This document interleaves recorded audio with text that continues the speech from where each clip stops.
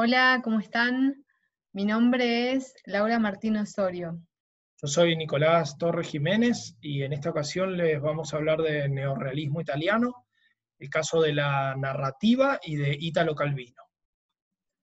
Daniel Arónica, en su obra El neorrealismo italiano, distingue los modelos extraliterarios de los literarios que influyeron en la producción neorrealista. En cuanto a los modelos extraliterarios, la autora menciona la prensa clandestina de la Resistencia, que tenía como fin establecer una comunicación entre los partisanos y la población civil, para lograr el apoyo y la solidaridad en el territorio donde operaban. Si bien los partisanos se comunicaban en general en dialecto, las proclamas, crónicas, informes, diarios, canciones, etc., eran redactados por ellos mayormente en italiano para alcanzar una mayor difusión. Cabe aclarar, sin embargo, que el italiano usado en estos textos sufrió lo que María Corti denomina mestizaje del léxico partisano.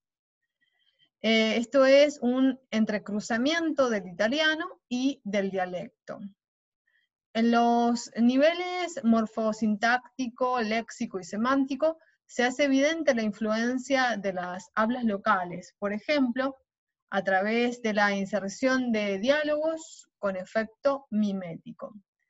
Este mestizaje lingüístico influirá notablemente en el estilo de la ficción neorrealista, como es el caso de la utilización generalizada del recurso de la parataxis, es decir, la unión por yuxtaposición de diversos elementos sintácticos. En el nivel pragmático puede advertirse la influencia de las proclamas sobre la narrativa neorrealista, sobre todo en la intención de denunciar y convencer al lector, que comparten ambos géneros.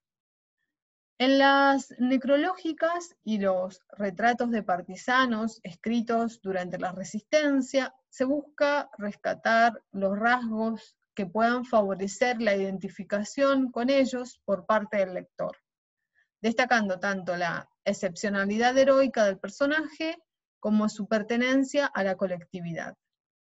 En los relatos de los enfrentamientos armados, como de las incursiones fascistas, prima la finalidad pedagógica a través de una retórica de lo auténtico. Todas estas características aparecerán a su vez en la narrativa de ficción. En cuanto a los modelos literarios del neorrealismo italiano, según Italo Calvino, cabe destacar el verismo de fines del siglo XIX, principalmente el caso de Giovanni Verga y su obra I Malavoglia, como así también Conversación en Sicilia de Elio Vittorini y De tu tierra de Cesare Pavese. Otras obras italianas paradigmáticas, no mencionadas por Calvino, aunque reconocidas por otros críticos, son Los indiferentes de Alberto Moravia, Tres obreros de Carlo Bernari y Gente en Aspromonte de Conrado Alvaro.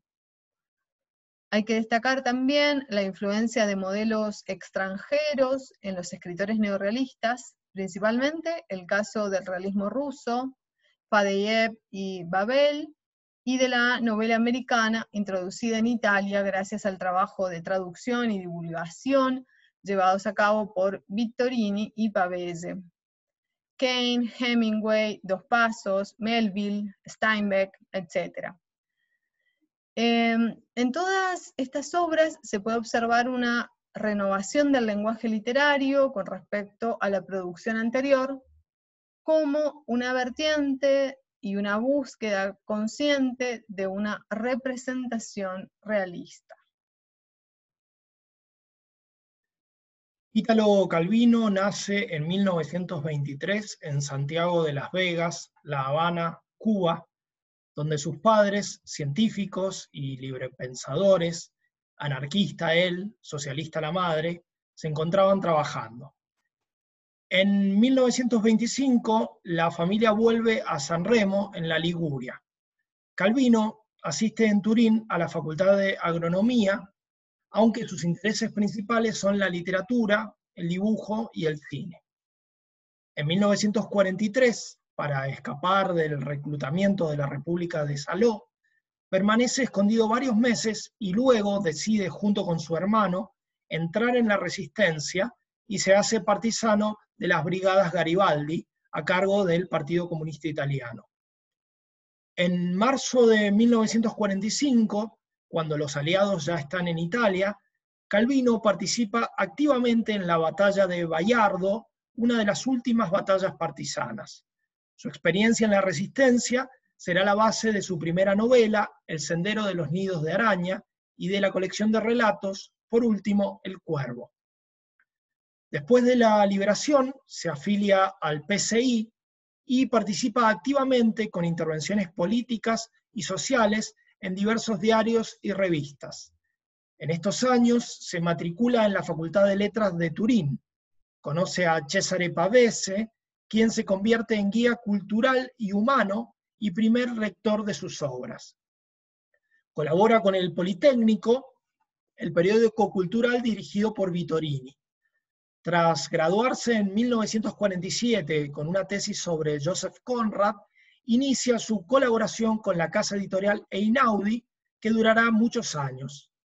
En los años 50 manifiesta su preocupación por el rumbo autoritario de la política soviética y expresa sus críticas abiertamente.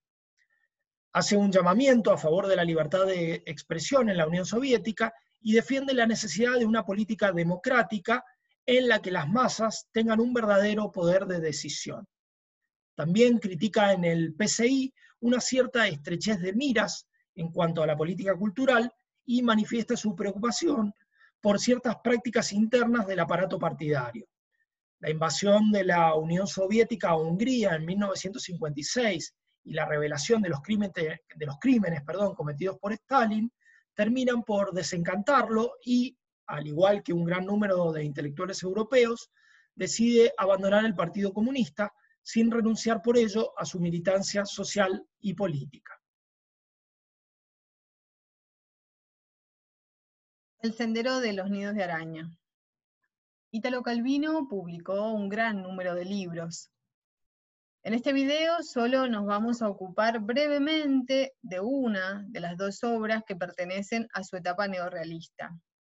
En El sendero de los nidos de araña de 1947, la lucha de un grupo de partisanos de la Liguria contra el nazifascismo está narrada desde la perspectiva de un niño de unos 10 años, Pin, el protagonista de la novela.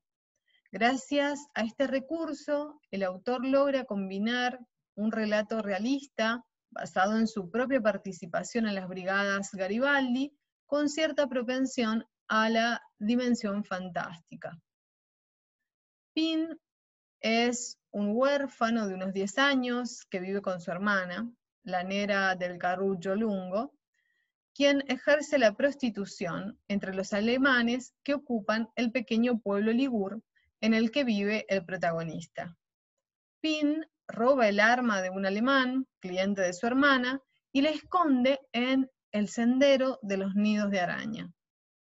Después de una estancia en la cárcel, termina formando parte de un grupo de partisanos muy particular, conformado por media docena de antihéroes que, presa de toda clase de debilidades, cometen un sinnúmero de errores.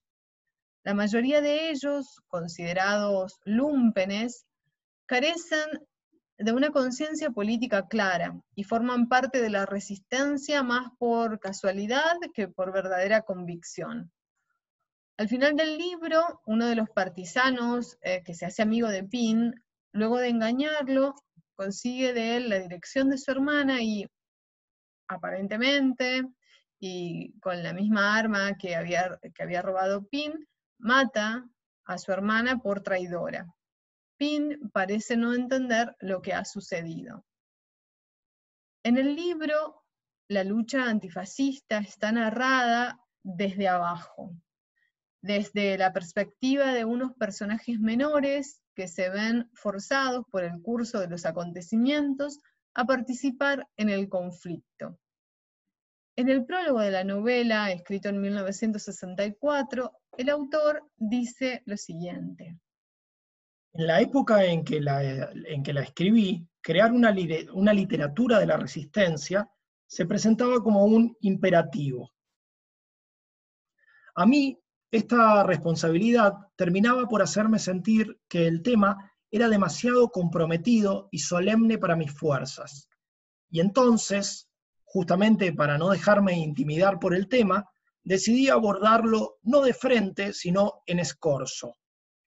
Todo debía ser visto por los ojos de un niño, en un ambiente de pilluelos y vagabundos. Inventé una historia que se mantuviera al margen de la guerra partisana, de sus heroísmos y sus sacrificios, pero que al mismo tiempo transmitiera su color, su áspero sabor, su ritmo.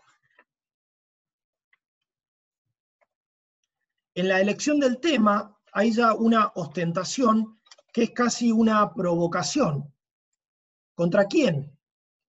Yo diría que quería combatir al mismo tiempo en dos frentes: lanzar un desafío a los detractores de la resistencia y al mismo tiempo a los sacerdotes de una resistencia hagiográfica y edulcorada. Primer frente. A poco más de un año de la liberación, la respetabilidad bien pensante estaba en pleno desquite y aprovechaba cualquier aspecto contingente de la época, los desvíos de la juventud posbélica, el recrudecimiento de la delincuencia, la dificultad de establecer una nueva legalidad, para exclamar: siempre lo hemos dicho, estos partisanos son todos iguales, que no nos vengan a hablar de resistencia, ya sabemos qué clase de ideales, etc. En ese clima escribí mi libro, con el cual pretendía responder paradójicamente a los bien pensantes. De acuerdo, haré como si ustedes tuvieran razón. No representaré a los mejores partisanos, sino a los peores. Pondré en el centro de mi novela un conjunto de tipos un poco retorcidos. Bueno, ¿y qué diferencia hay? Aún en quien se ha lanzado a la lucha sin un porqué claro, ha obrado un impulso elemental de redención humana, un impulso que los ha vuelto 100.000 veces mejores que ustedes, que los ha convertido en fuerzas históricas activas que jamás podrían soñar con llegar a ser. Aunque la batalla en el segundo frente, el frente interno de la cultura de izquierdas, ahora parezca lejana, en aquel momento empezaba apenas la tentativa de una dirección política de la actividad literaria. Se pedía al escritor que creara al héroe positivo, que diera imágenes normativas y pedagógicas de conducta social, de milicia revolucionaria. Empezaba, como he dicho, y debo añadir que tampoco después, en Italia, semejantes presiones tuvieron mucho peso y mucha continuidad. Y sin embargo, el peligro de que se asignara a la nueva literatura una función celebratoria y didascálica estaba en el aire. Apenas lo advertí cuando escribí este libro y ya me erizaba, sacando las uñas contra la amenaza de una nueva retórica. Mi reacción de entonces podría anunciarse así. Así, quieren un héroe socialista, quieren el romanticismo revolucionario. Y yo les escribo una historia de partisanos en la que nadie es héroe, nadie tiene conciencia de clase. El que les represento es el mundo de los lincheras o vagabundos, el lumpenproletariat. Y será la obra más positiva, más revolucionaria de todas. ¿Qué nos importa el que ya es un héroe, el que ya tiene conciencia? Lo que hay que representar es el proceso para llegar a tenerla. Mientras exista un solo individuo que no haya llegado a la conciencia, nuestro deber será ocuparnos de él y solo de él. El niño protagonista, que se ve forzado a formar parte de la resistencia, es representativo de la situación del pueblo italiano ante el recrudecimiento de la tiranía fascista y la ocupación nazi del país. En 1943, ante el llamamiento del régimen fascista a tomar las armas, convertido para entonces en mero títere de Alemania, el pueblo italiano se vio obligado a tomar partido y levantarse en armas contra el nazifascismo. Pin, como el mismo Calvino a los 20 años, se enrola en un grupo partisano.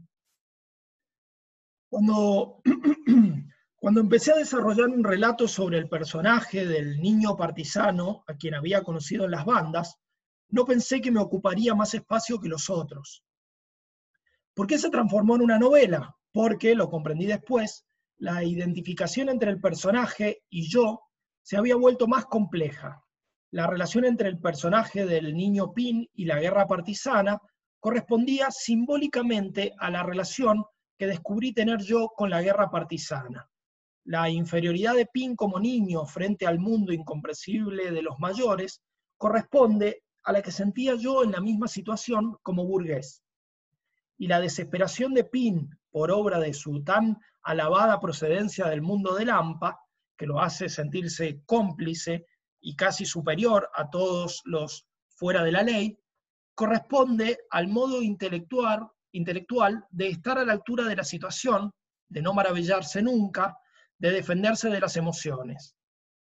Así que, dada esta clave de transposiciones, pero fue tan solo una clave a posteriori, lo aclaro, que me sirvió posteriormente para explicarme lo que había escrito, la historia en la que se declaraba mi punto de vista personal volvía a ser mi historia. El prefacio de 1964, que hemos venido citando hasta ahora, constituye uno de los análisis más importantes de la corriente neorrealista por parte de uno de sus protagonistas. Podría incluso considerarse toda una poética a posteriori de la producción narrativa de su generación.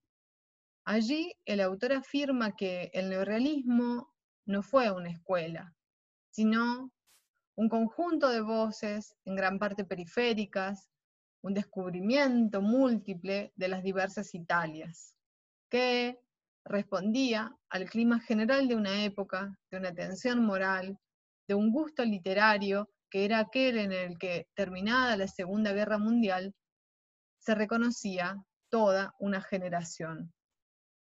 En cuanto al concepto de literatura comprometida, Calvino dice unas palabras que podrían hacerse extensivas a toda la producción neorrealista de su época, e incluso a toda manifestación artística que supone una preocupación social clara.